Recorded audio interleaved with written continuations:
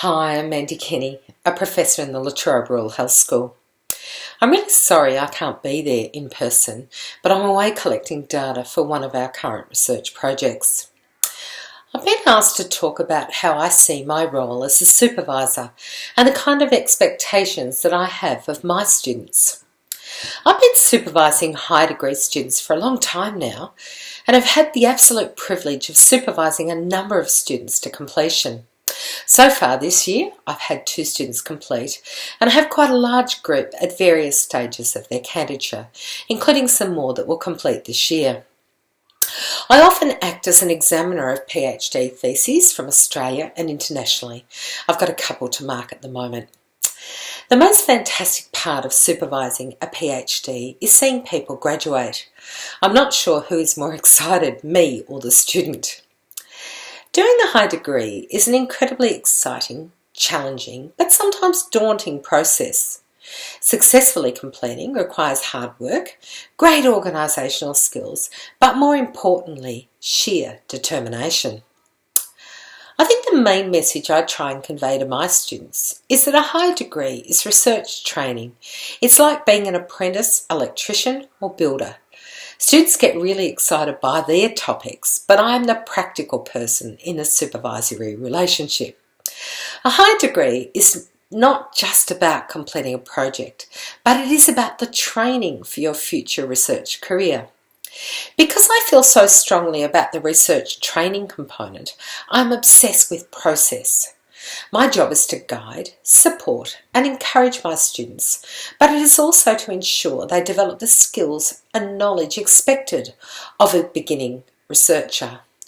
When I agree to take on a student, I always meet with them to go over expectations. I supervise lots of students, so keeping track of where everyone is up to can be hard in the middle of all of the other things that I do in my role. I expect students to manage me. Part of their research training is to learn the skills of project management, and I think students need to view the supervisory relationship as part of the project they have to manage. I expect students to organise meetings, so I ask them to send me a calendar invite for all of our supervisory sessions. I expect them to put together agendas for all meetings and ask that these be sent a few days before our meetings. After our meetings, students send through a written report of what we've discussed, what we have agreed, and dates. This also includes what I've agreed to. These minutes are really important to remind me what I'm supposed to do, but they also act as really important records and can be super important if a student hits a hurdle. I take RPPs really seriously, so the Research Progress Panel, as I think they are first and foremost there to protect the student. They are about monitoring milestones, ensuring students receive quality supervision, and are a great opportunity to celebrate successes. I've had students that I have been concerned about. I've discussed their lack of progress and a multitude of other issues. So sometimes my role is to have those really hard conversations. I have written reports for RPPs indicating that students are problematic. At those times, students want to kill you. But we work through it and most get on track and make super progress. Whilst I do try and provide good support for students, I don't see it as my job to be their counsellor. There are great support services provided to students, and I do encourage students to use them if they need to. Lives go on around PhDs, and sometimes terrible things can happen. I love to write and think it's important as a supervisor that I get students writing really early in their candidature. It is not my role to write a student's PhD, but it is my role to ensure they can produce a cohesive and really well-written piece. If a student is really struggling with the basics, I encourage them to use the learning support services on campus. For most students, it is taking their writing to the level required in a higher degree. I think this is the hardest thing for students to learn. I think at undergraduate and postgraduate level, your writing is really tentative. In higher degrees, you're expected to make a contribution to new knowledge, so your writing needs to move to authoritative. I do provide a lot of written feedback on student work because I think it is an important part of my role to assist in developing the ability to be able to write a really good read. Lots of people can write really technically, but developing a thesis that is an engaging, great read is challenging. As an examiner, I want to be engaged, not bored. I make every effort to get students' work back within a week or so. This is not always possible, but I let them know when to expect it. I feel strongly that making a student wait for months is just not reasonable, and if that happens, I think you should have a chat to your supervisor. One of the other things we discussed really early on is how we will manage feedback. All students have at least 2 supervisors, and in our team we don't give students 2 or more lots of feedback. We work on the one document and figure out who will read the work first. It saves the student having to manage different feedback from different supervisors. I'm pretty blunt in the feedback that I give. I can't see any point in saying something is great when it isn't. I think a really important part of research training is learning how to manage feedback. You will have journal reviewers that are scathing, and in your career you may have to defend your grant proposal, including at interview.